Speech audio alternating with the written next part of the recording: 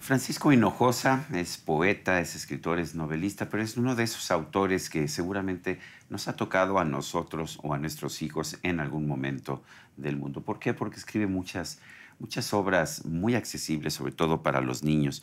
¿Quién no se acuerda de La peor señora del mundo o La fórmula del doctor Funes? Pues bien, ahora ha dado a conocer una serie de libros, varios libros, yo no sé cómo, pero siempre está publicando libros nuevos.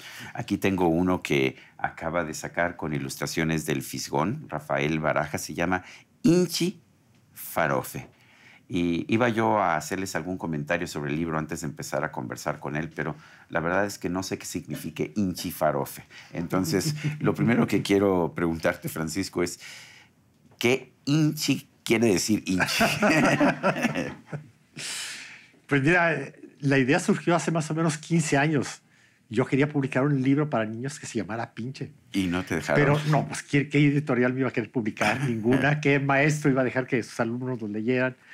Hasta que a principios de este año dije, le voy a dar la vuelta. Y a pesar de que en el norte sí se dice Inchi. Sí, se dice Pinchi. Sí, Pinchi. Así es. Sí. Así Me es. dijeron así que podían también decirlo. Sí. Pero bueno, dije, eso, según José Emilio Pacheco, es la palabra mexicana más autóctona que tenemos. Pinche. Sí. No sabía yo eso. Sí, Pensé yo tampoco lo sabía. que era un ayudante de cocina, pero... Sí, pero digamos, aquí hay un ayudante de cocina Pinche. No, No le va a gustar. hay un mundo de diferencia, efectivamente.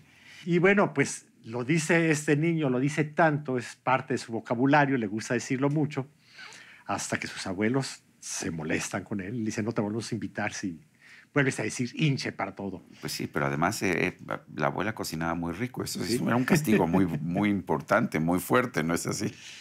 Y bueno, la idea es que pues él se inventa una palabra que sea sinónimo, pero nada más para él, y que es farofe. No existe en Farofe. el diccionario. Y entonces empieza a farofear por todo el mundo. Hasta que eso trasciende el ámbito familiar, escolar, y llega a la calle. Y entonces ya se escucha ahí, ¿dónde queda el museo, el Farofe Museo de Antropología? Ajá. ¿Cuánto cuestan los farofes tacos de carnitas? Ajá. Después de unos anuncios se escucharán las farofes noticias del día. Entonces esto llega también a oídos de la Academia de la Lengua. Y bueno, si ya se usa en la calle, tienen que definirlo. Pero no saben qué significa. Bueno, es interesante. De alguna forma es también una reflexión sobre cómo van surgiendo y evolucionando las palabras, ¿no es así? Cierto, cierto. Cuando yo era joven, la palabra buey significaba decirle en animal. Y así es. Ahora significa ser amigo. Ya ha cambiado de ortografía, Sí, pero así ya es. significa ser amigo entre pares, Bueno, no entre... significa muchas cosas. Hay jóvenes que de hecho no pueden, es como Inchi, no pueden decir 4 o 5 frases sin utilizar 6 veces la palabra güey. Sí, Con sí, G, por supuesto. totalmente. Sí. O con W también. Con W es Sí, cierto. Sí, también ya con lo he W. visto con W, sí. ¿Cómo ves tú esto? Siempre hay una resistencia. Los mayores, y tú y yo ya no nos cosemos al primer hervor, siempre tenemos resistencia a aceptar las nuevas palabras, particularmente cuando son ofensivas. ¿Es inevitable? Yo creo que es inevitable y hay que pensar que el lenguaje es algo vivo y que va cambiando. Así como hablamos de la palabra buey y güey y el cambio de significado y de ortografía, pues las palabras van cambiando. Y los niños, además, a propósito, les gusta mucho inventar palabras. Y hablan como su propio lenguaje. Pero si tú tuvieras un hijo o un nieto que te dijera, güey, ¿qué le dirías? ¿Le dirías, oh, mira qué bonita palabra? ¿O le dirías, oye, cuidado porque eso puede ser tomado en mala intención? Yo hice un experimento. A ver, cuéntame. Se lo dijo alguna vez a mi hija. Sí. Tendría, qué sé, 12 años. Oye, güey, pásame la sal. Tú le dijiste. ¡Papá! Sí, papá, como si hubiera dicho lo peor. Si lo hubiera dicho un chavo de su edad, hubiera sido otra cosa, ¿no? Sin embargo, soy cercano a niños entre los 12 y los 16 años, que si los escucho hablar, no me asusto de nada, por supuesto. No. Pero de pronto nos vamos a un restaurante a desayunar, a comer, y empiezo a ir todo, y ahí sí les digo, oigan, hay gente Bájenla. susceptible. Sí. Muy susceptible a estas palabras, viniendo además de niños o de jóvenes. Y ahí sí les digo, digamos en otras partes, ustedes en su escuela y entre ustedes, y yo no me hago burro, yo entiendo bien. ¿Cómo empezaste a escribir literatura infantil? Porque también pues yo te he conocido ensayos, poemas, otras obras completamente distintas. Pero ¿qué te llevó a la literatura infantil? Fue un azar. En alguna vez, mientras estudiaba la carrera, empecé a escribir. Estudié letras y literatura, lengua y literaturas hispánicas en la UNAM. y me empezaron a pedir reseñas de libros y algunos editores se fijaron en mí y me pidieron que hiciera adaptaciones de leyendas, de espantos de la época de la colonia y de mitos de la creación prehispánica para niños. Y yo lo hice pues como un trabajo profesional, además bien pagado. De encargo.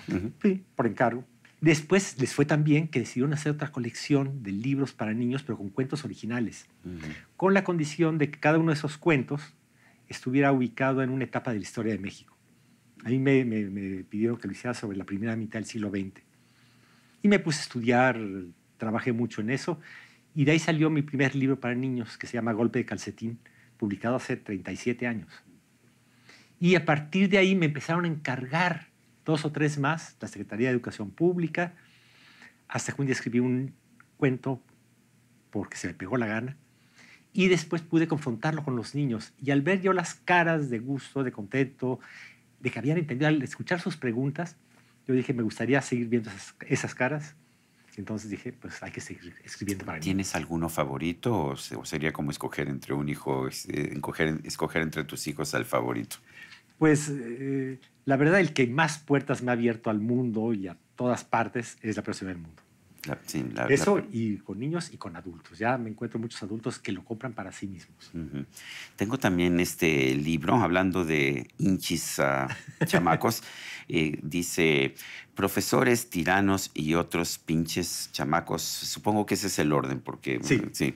Entonces, profesores, tiranos y otros pinches chamacos. Estos son cuentos. Cuéntanos sobre estos cuentos. Esta es una reunión de 5 libros de cuentos que he publicado, del primero hace casi 40 años.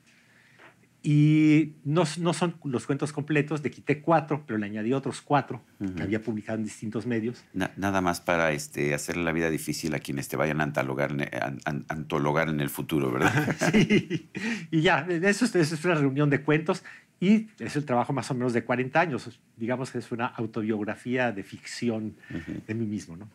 Y este puerquito que traes en el ojal, ¿qué significa?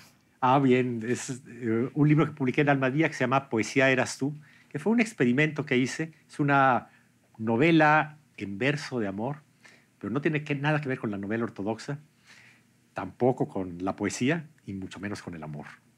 Y es la historia de un tipo que le escribe poemas a su mujer, que es diputada, por cierto. Pero a los dos les di un pasado de porqueros, porque además su vida también es una porquería. Entonces, bueno, el símbolo aquí del puerquito es Poesía eras tú, una historia de amor y puercos, algo así.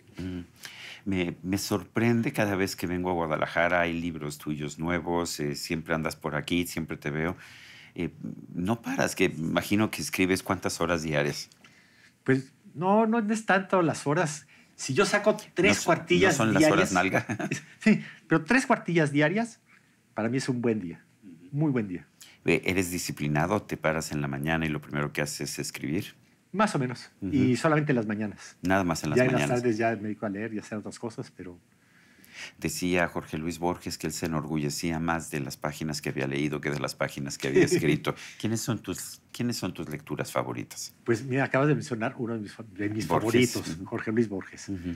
Quizá cuando yo no encuentro las palabras adecuadas para decir algo, releo a José Luis Borges, a Juan José Arreola, y ellos me dan así como el... Son cuentistas, además, porque Jorge Luis Borges era tan comodino, tan flojo, que nunca escribió una novela, porque decía, ¿para qué si la puedo reseñar? y bueno, y lo mismo pasaba con Arreola, ¿no? Sí, también. Escribió solamente una novela, pero es fragmentaria, que es La Feria. Es cierto, tienes toda la razón. Sí, pero es fragmentaria, es una novela pero muy lo conocemos por ortodoxa. sus cuentos y por sus pequeños relatos y sus aforismos. Entonces, ellos están entre tus principales autores. ¿Qué sientes ahora cuando se te acercan los jóvenes y te citan tus libros y te dicen que les gustó tal libro, tal cuento? ¿Cómo te sientes? Pues me siento, puedes decirlo así, querido. Sí, muchos niños me dicen, ¿te puedo abrazar? ¿Ah, sí? Alguna vez un niño en Santiago de Chile levantaba la mano. Oye, ¿te puedo tocar? Sí, tócame. Y me siento también igual con los padres, porque ya muchos padres pues me leyeron de niños y ahora hice un espectáculo con La Peor Señora del Mundo, con una orquesta que se llama Orquesta Basura. Son 4 jóvenes que todos sus instrumentos los hacen con material reciclable. y las primeras 2 funciones se llenaron y solamente con adultos. Ah, sí. Y solamente con adultos porque se vendía alcohol. Pero ya después hubo familiares, ¿no? En Oaxaca hubo otra experiencia que, para esa misma función, llegaron 1,600 personas y solamente cabían 800. Tuvimos que hacer 2 funciones. Entonces, ese es un libro que ya tiene su inclusión dentro de las familias y de las escuelas. ¿Hubo algún momento en tu vida en que te diste cuenta, bueno, realmente ya me puedo dedicar a escribir, ya no necesito estar haciendo 1000 otras cosas? Pues sí, y empezó un poco con el programa del Sistema Nacional de Creadores de Arte, que sí me otorgaba así como un ingreso mensual, que entonces no tenía, tenía que trabajar, y decidí dejar la oficina y dedicarme a escribir. Y desde entonces, tú dices, y eso ya tiene, pues, salvo momentos esporádicos que he trabajado a distancia haciendo revistas como editor, pues ya tiene más de 20 años. Pues yo quiero agradecerte, Francisco Hinojosa. Gracias por, en primer lugar, traernos este relato que me pareció entrañable de Inchi Farofe. ¿Cómo escogiste al fisgón a propósito?